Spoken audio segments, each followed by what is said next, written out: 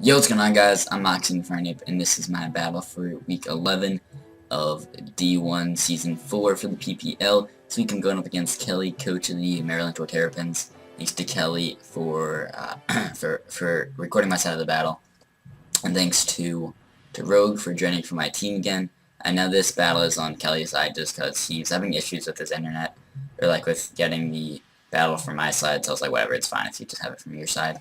So this is from Kelly's side. So I'm on the other side with like the Jirachi and the Zoomer and stuff. So I'm just going to read off his whole roster, probably put it on the screen. But yeah, he has Mega Scizor, Tornadus T, Nidoking, Zoroark, Celebi, Kingdra, Politoed, Kabutops, Miltank, Electivire, and Machoke.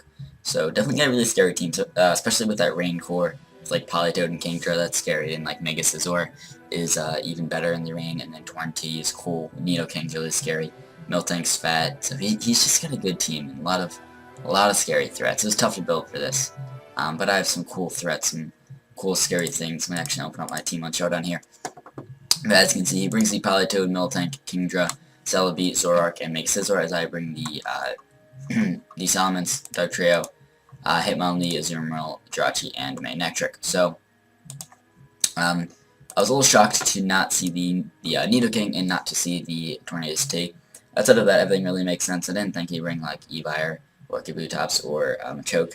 I mean, Evire is pretty good in this matchup, but I didn't think he'd bring it just because I thought he'd want to bring other stuff instead, and he did not bring it, so that's cool.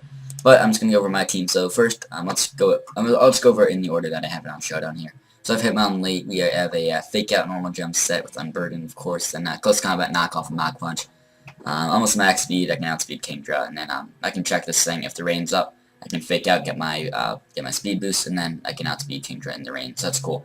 Next we have Salamence, just mixed, just Wall Breaker. It's cool. We have a Draco Plate on it, a Flamethrower, Dragon Claw, Draco Meteor, and Roost.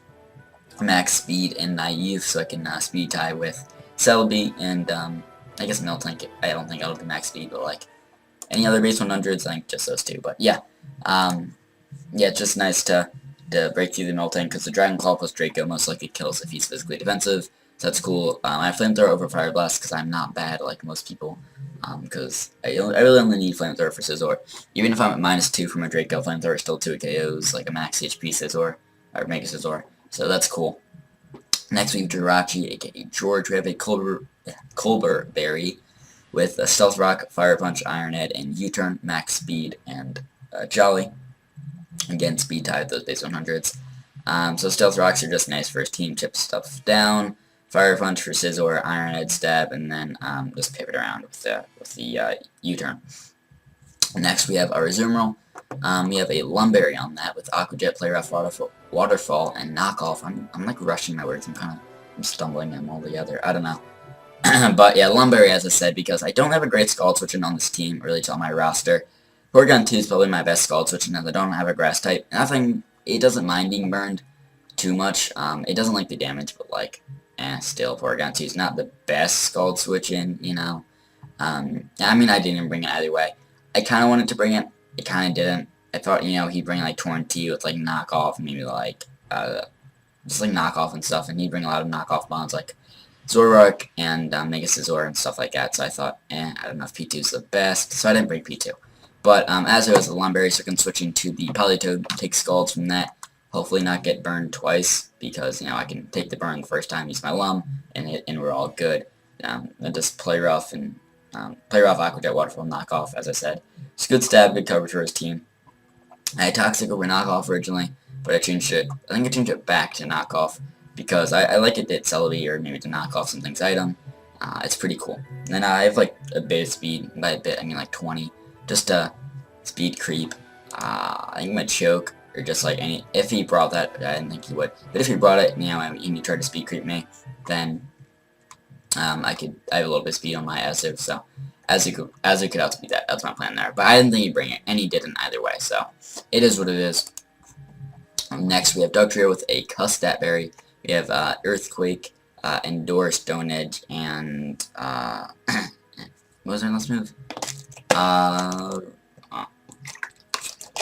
EQ, Endure with Reversal. Yeah, EQ and Endure that, and then Stone Edge with Custat Berry. This way I can go for the Endure, and then just with my Custap Berry, if he has like a Mega Scizor that can Bullet Punch me, but with my Custap, I'll hit that first like an EQ or something, get off good damage, and then, or if like Kingdra can be a nice check to that, nice, just a backup check, just to have in the back of my, let's just have it like on the back of my team, in case if Kingdra gets a little out of hand, I can check that thing with Dark Trio, and Stone Edge for like, I guess Torn. I think it's for Torn. We have almost max speed and Adamant. I think it's just enough to outspeed Space 100s again. Or, yeah, I should have speed grab Zoroark in hindsight. I didn't. I speed grab his 100s. I should have speed grab Zoroark in hindsight. I don't know why I didn't. It didn't come into play though, so it's alright. And next we have a Scarfed Manectric, Scarfed Dog Boy here, T-Volt will switch Signal Beam Flamethrower, max speed, Timid, so I can just speed tie with the Zoroark. And this thing helps too. Just Volt Switch around his team if he does not bring Nidoking or Electivire, which he did not, so free Volt Switches are cool. So I wanted to lead with the Dog Boy over here. I wanted to lead with him to get off a free Volt Switch, and I was planning to do that, but I thought he would lead Miltank maybe, and I don't want, like, I can get off a free Volt Switch, but I don't want him getting up his free Stealth Rocks. So, I don't know, I felt like it was better to lead with Salamence, because I can pressure him. If he leads Miltank, I can Dragon Claw plus Draco, and it most likely kills, depending on his set. So I lead Immense as he leads with Politoed, which is unfortunate. I'm like, bruh, I should have led with Manectric. That would have been awesome. I could have gotten off the freest Volt Switch ever, and it would have been awesome, but whatever. It works. Okay, it's okay. It's okay. That's what I'm trying to say. So I go into Azure because, like, even though I think you're gonna Scald, not Ice Beam, but still Azure's gonna switch in. So he goes for Toxic and misses, which is a little unfortunate. Now, I do have the Alum, so the poison, like, the damage there didn't matter in terms of just how much, like, the just chip damage would have gotten off of me. But in terms of him knowing my set and, like, knowing my item, that hurt him there. Because if you went for Toxic, you would have seen that I'm not Bandit or I'm not AV or anything. So he'll know my set if he hit that Toxic. So that's unfortunate. So at this point, so I go for Knockoff, just I can knock off your Damp Rock, 'cause you probably have that since you led with Politoed. Or maybe if you go into Celebi, knock off, and he does go into Celebi, so it does a little under half. So from that, I know that he's physically defensive, so I'm like, alright, okay, cool. Now actually, I was not paying attention when I saw that he knocked off his item, because I think I was just looking at the calc and like, looking at everything, like, but the game. Or like, I saw that they switched into this, and I was like, okay, cool. And then I just like looked away. I forgot to look and check like what he had.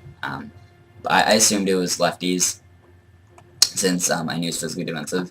But it was, so it worked out. It didn't really matter since I knocked off his item anyways. But whatever. I don't know. It's just a interesting thing I wanted to throw in there. But yeah, so I switched into Salamence here because like a grass move or something is pretty obvious. Or like, unless you have HP Ice, you can't really talk to Salamence a whole lot, and I don't think you'll have HP Ice because men have HP Fire for Jirachi. Actually, I Shadow Ball, which makes a lot more sense because like it does more, and then like Rain could be a thing, so then HP Fire does even less. So that makes sense why he had Shadow Ball, but he just goes. Yeah, so yeah, I go for the Dragon Claw here. I could go for Flamethrower, but Dragon Claw does more since it's in the rain. And also, if you want to do Miltank, I do not want to Flamethrower on his switching to Miltank, because then it's not in the range of Draco Meteor killing. But if I go for Dragon Claw, then it will. Then there's a lot better of a chance that it's in range of Draco killing. So that's why I went for Dragon Claw here. Even if you went to Scizor, it was still okay. So that's my thought process there. He Mega Evolves and stays in as I thought he would. I think he clicks Knockoff. Oh yeah, I outspeed. Go for Flamethrower, does a little under half, or a little over half. Oh yeah, it did more than I thought, because I think you had some like pretty weird EV spread from what I recall correctly from his video. He had some speed, like a good amount of speed, outspeed, max speed, Jolly Azu, I think, which made sense. Then I forget the rest of his spread. He might have had the rest in like, I forget his exact spread, but he had like some attack, I think. It wasn't like no attack, but I'm pretty sure based on that knockoff damage, I can tell that he has like some attack, but not like a lot. So, Bullet Punch does not kill me based on how much that knockoff did. I can live a Bullet Punch, so I think I stay in and I click Roost. I could have filled him with Flamethrower, but I thought he'd switch out since Bullet Punch does not kill. So I Roost on the switch in. So at this point he's seeing Flamethrower, Dragon Claw, and Roost. So he assumed my last move to be Dragon Dance, which makes sense, because Dragon Dance, it makes sense versus team. I thought about it a lot. I went back and forth. I ended up just going for this mixed, just Wall Breaker kind of set with the Salamence. So I do not have Dragon Dance, but he does not know that. So I go into Manectric here, which was interesting. I guess I forget really why. I didn't have a great reason. I guess scouting for T-Wave, that was really the only logical play. Otherwise, I should have just gone into Hitmonlee. I was throwing maybe Body Slam, and I didn't want Hitmonlee getting parried, but I think I still had to make the play into Hitmonlee. I was thinking like most likely you just set up rocks here. I think that was like what was in my head.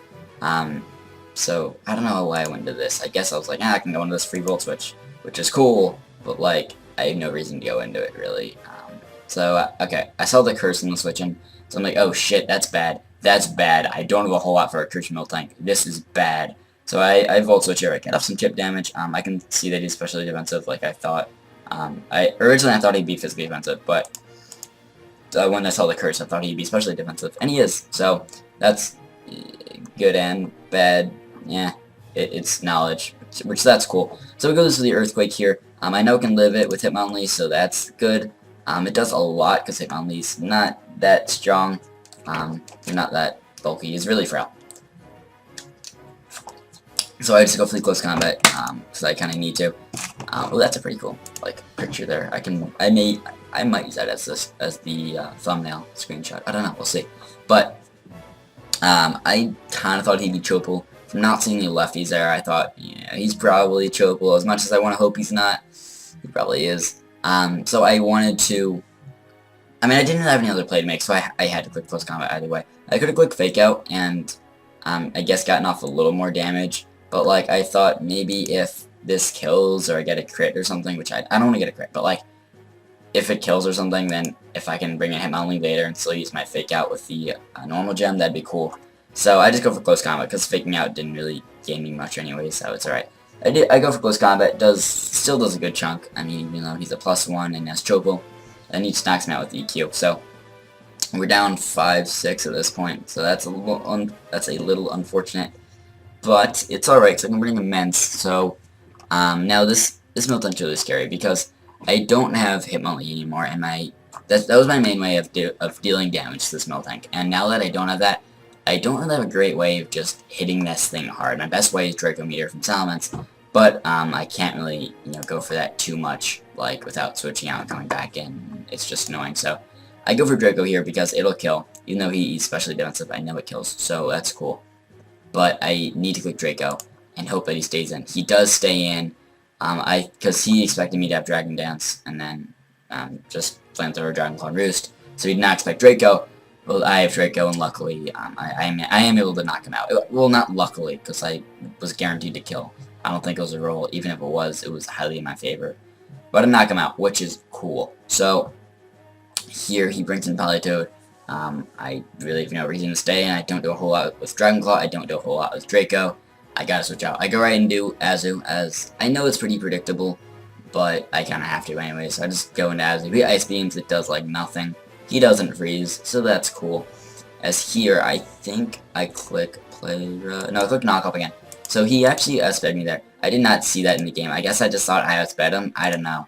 I like totally forgot that he outsped me there until I saw Kelly's his post-com, like his battle. So I did not even catch that. That was kind of cool strat. It made sense why he had that, because he thought I had speed, because he thought I'd be smart and carry speed on Azu, which in hindsight, I should have. I mean, it's good though here. It was good here that I didn't carry speed though, so that works, I guess. I click Play Rough because I figure it does good damage to anything on your team, even this thing. I can kill with an Aqua Jet. I knew you were going to outspeed me and click Bullet Punch, get off some damage, so that was unfortunate, but I can just still click Aqua Jet and knock you out, so that's cool. I get the crit. It does not matter in any way at all, but it's just kind of funny. So here, the score is 5-5. He says with a lot of question. No, Miltank died. We're up 5-4. It doesn't really matter a whole lot. I think it's 5-4 though. So I go into Drachi here because I figure, I can take whatever you want to throw at me. You're probably gonna set up rocks eventually, maybe here. I don't know. There are a lot of times I thought he'd set up Stealth Rocks either with Miltank or Celebi.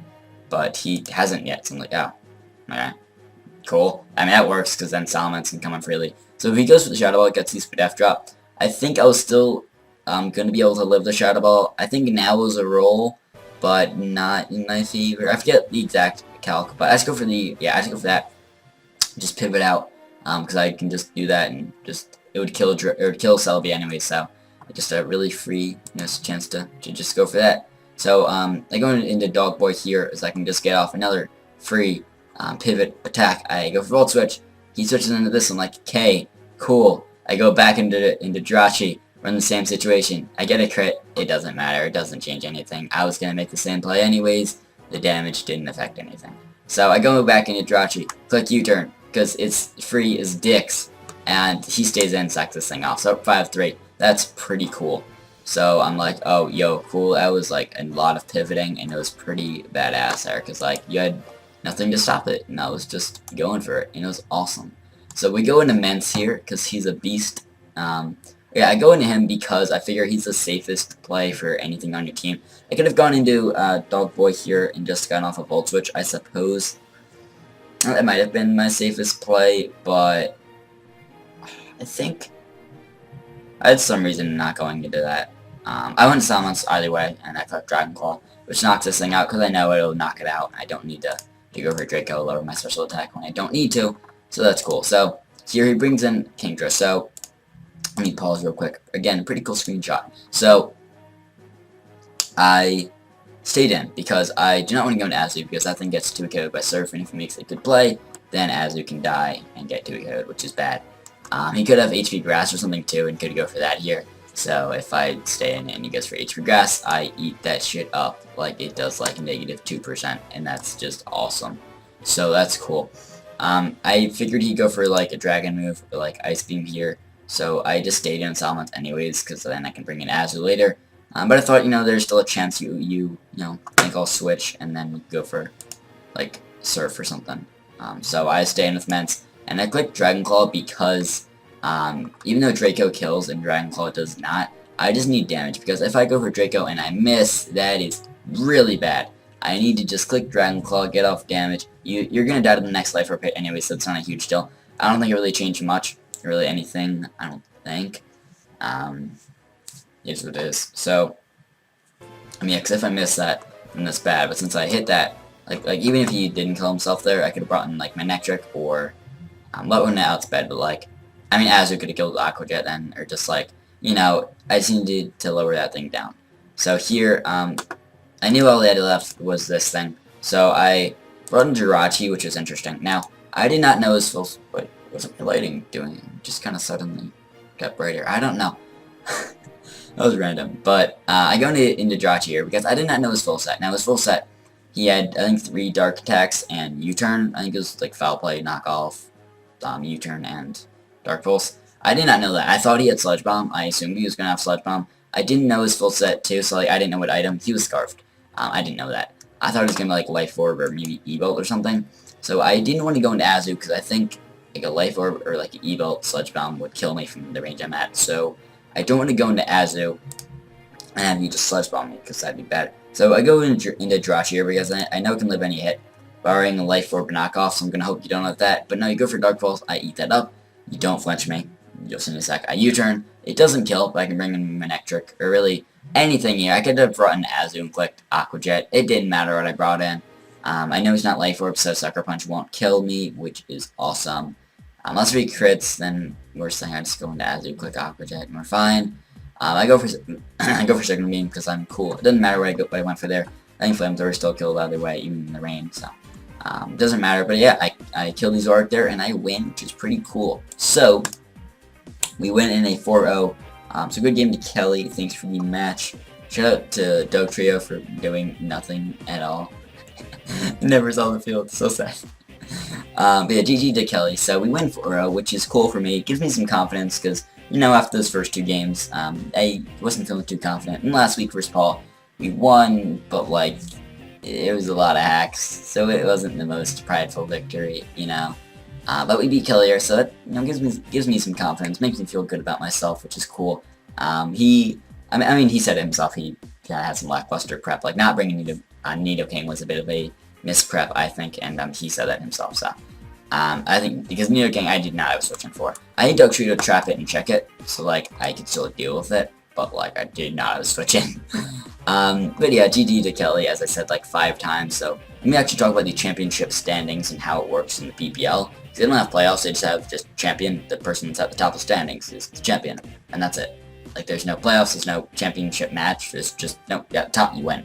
So, going into this match, Kelly was 8-2 with a plus 15, plus 15 differential, while Mono was 7-3 with a plus 7 differential. So Kelly had a good chance to win the championship, even if he lost. So if Kelly wins this game, he definitely wins the championship. So if Kelly loses this game like he did, so since he lost 4-0, it means he was 7-3 with a plus 11. I'm drunk. I'm mixing things up. It means he was 8-3 plus 11 diff. Okay. So then that means Mono needed to win by a 4-0 or more against Liam, because Mono beat Kelly in the time that they played this season. So Mono, if they do the same diff, then Mono would win that tiebreaker there. So Mono played Liam, and I guess I'll give you a second to click away from this video and check out Mono's battle if it's up yet, if you want to see, and avoid spoilers. I'll give you this chance. But Mono won 5-0, so that means Mono's plus 12 diff, and Mono he will surpass Kelly in the standings, and Mono will, win the championship. Mono's the winner of D1 Season 4, so congrats to Mono. Sorry, Kelly, that I did this, but he's more mad at himself. He's not mad at me, which is cool. Mono probably loves me now, which is cool, so that's good.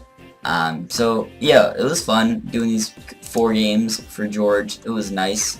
Glad I got a chance to, do some high quality, just some nice battles against some top quality players. Kelly is a good player. Lars and Shoddy, the 2 Germans, are both good. And then Paul's also pretty nice as well. So, got some high quality competition, and it was nice. I still can't beat a German. I'm 0-3 against Germans because I lost to Lars in the Summer Showdown. But yeah, that's about it. I don't want to make this video too long. It's already longer than I want it to be. But yeah, hopefully you guys liked these couple of videos I did for PPL. Hopefully George isn't too disappointed in me. Yeah, also check out George, my man, Subtile MC, cool guy, phenomenal league battler and dude in person. So check him out down below. Yeah, I'll see you guys with, like, I don't know what's next, whatever else on my channel, whatever the fuck else you want to check out. I have some other cool league videos that you should check out. But yeah, I'll see you guys whenever the fuck you want to see other stuff. I need to end this video. Bye-bye.